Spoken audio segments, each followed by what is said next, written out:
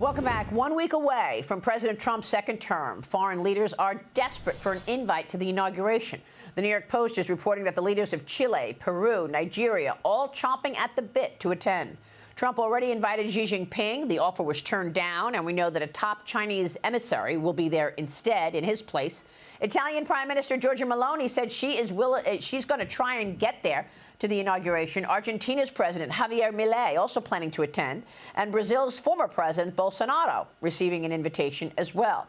Trump preparing for 100 executive orders right after the inauguration on day one upon taking office. Joining me now is Heritage Foundation and Heritage Action President, the author of Dawn's Early Light, Taking Back Washington to Save America, Kevin Roberts, back with us. Kevin, good to see you. Thank you so much for being here. So the inauguration is going to be a big event. Lots of foreign leaders want to be there. And right after he is sworn in, he'll go right to the Oval Office and start with his pen on 100 executive orders. What do you expect those to be? Well, I expect the first minutes after President Trump being sworn in to be the beginning of the golden era of America, as he's been saying, and as we've been saying the last few years at Heritage. And I think in those executive orders, Maria, to be specific, you're going to see great substantive rollback of the American administrative state, which stands in the way of Americans' prosperity and self-governance and freedom.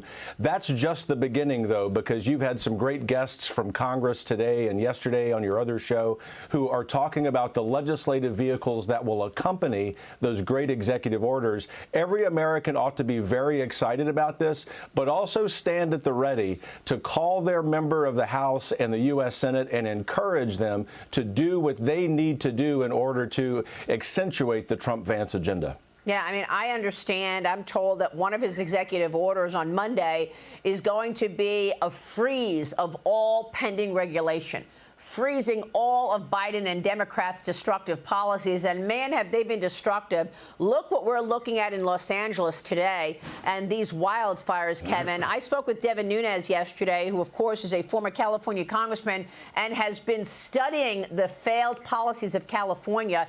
He went right to it, the mistakes that Gavin Newsom has made that led us here. Listen to this. But it's pretty simple. It's water. It's grazing, it's logging.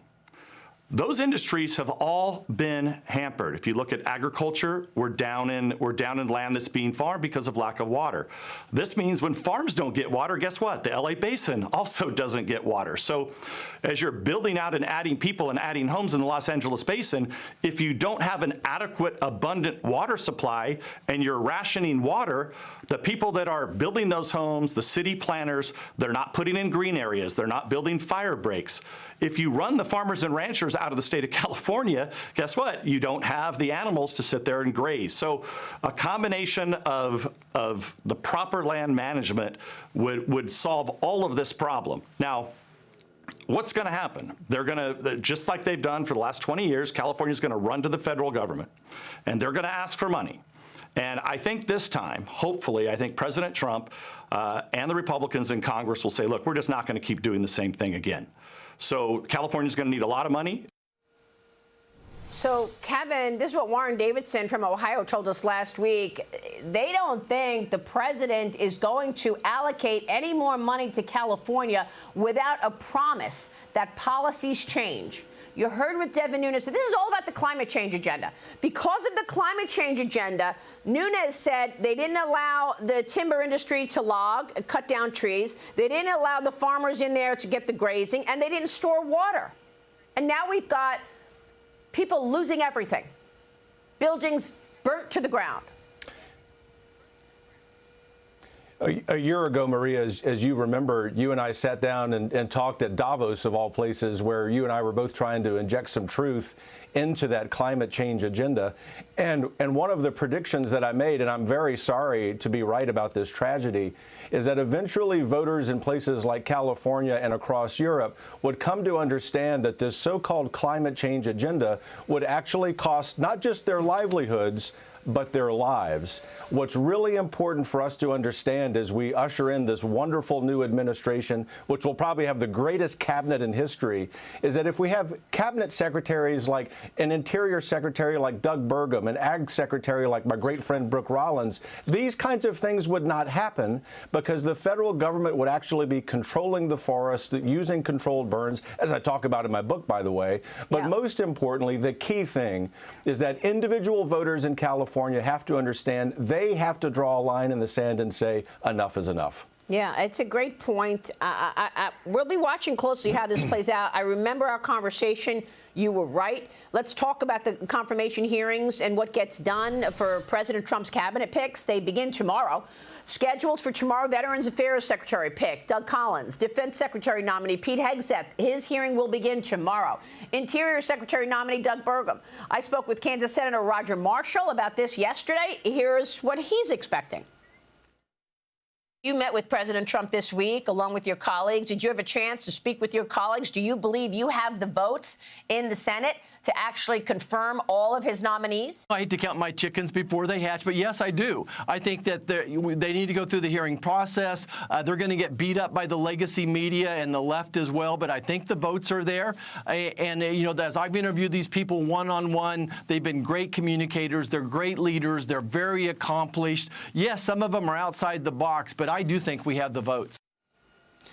What do you think, Kevin? And by the way, outside the box is exactly what President Trump wanted. He wants to drain the swamp. He wants outsiders. Do you think somebody like a Pete Hegseth, for example, for Defense Secretary, does he get confirmed? He does get confirmed. I think he's going to be the most awesome defense secretary in our history. And the reason why is because what I hear from hundreds of rank-and-file servicemen and women, Maria, is that they are fed up with business as usual in Washington. We need to develop lethal efficiency in the Pentagon, and we simply haven't done that in spite of the heroism and sacrifice of our millions of American servicemen and women. I think ultimately Pete's ability to talk about his expertise, his plans for the department, and to Senator Marshall's excellent point, his communication ability, his ability to explain to the American people what's at stake if we don't initiate these reforms is unparalleled. By the way, I think that communication ability is true for every single cabinet selection. I applaud President Trump for doing that. I think the American people 6 months, 12 months down the road will be very grateful, not just for President Trump and Vice President Vance themselves, but for the leadership that will be offered by every one of these cabinet secretaries, every one of whom, by the way, should be confirmed quickly for the sake of national security and also domestic needs, as is evidenced by the California wildfires. Well, one major star is John Ratcliffe, and he's going to push for more accountability from Beijing, which I think most people agree with. So we'll be watching that one as well. On Pete Hegseth, Liz Peek, jump in here because we'll be watching what Joni Ernst does on this one. Senator Ernst has been critical of Pete Hegseth. Yeah, it doesn't take much to derail one of these nominations, Maria. And indeed, Joni Ernst is going to be incredibly pivotal here. I think the question is, are the Democrats going to throw roadblocks up in the nominating process? Clearly, the media would like to see that happen. One question I have, Kevin, Kash Patel is not up for his hearings until February. Why is there such a delay in bringing on what many Americans think is an incredibly pivotal post right now? Liz, great question. I'll be blunt. Because the deep state is going to deep state, and the agency that needs the most urgent reform, evidenced by the persecution of Donald Trump, is the FBI, and Kash Patel is the guy who will do that. This is why, by the way, Heritage and Heritage Action are spending over $1 million running ads in key states, supporting, by the way, Kash Patel. We dropped our ad last week. We've done the same for Pete Hegseth. But ultimately, it's incumbent upon Senator Thune, who has done an excellent job up to this point managing this process, to expedite the confirmation hearings of Kash Patel, because the FBI is in dire need, not just of reform, but of overhaul. Yeah, that's absolutely right. We've lived it as well, Kevin, on the FBI. What about Tulsi Gabbard? What are your thoughts? I think Tulsi, of all of the appointees, and unfairly so, probably has the most difficult path. I don't think that it's impossible, and I want to be clear. We support her confirmation, and we'll be battling for her. But the deep state is very concerned about her skepticism, very well-founded skepticism about the national intelligence apparatus. I do think, however, what's going to happen is there will be a momentum that happens in the next few days. All right, Kevin, great to talk with you. Thanks so much. We will see you soon. Kevin Roberts.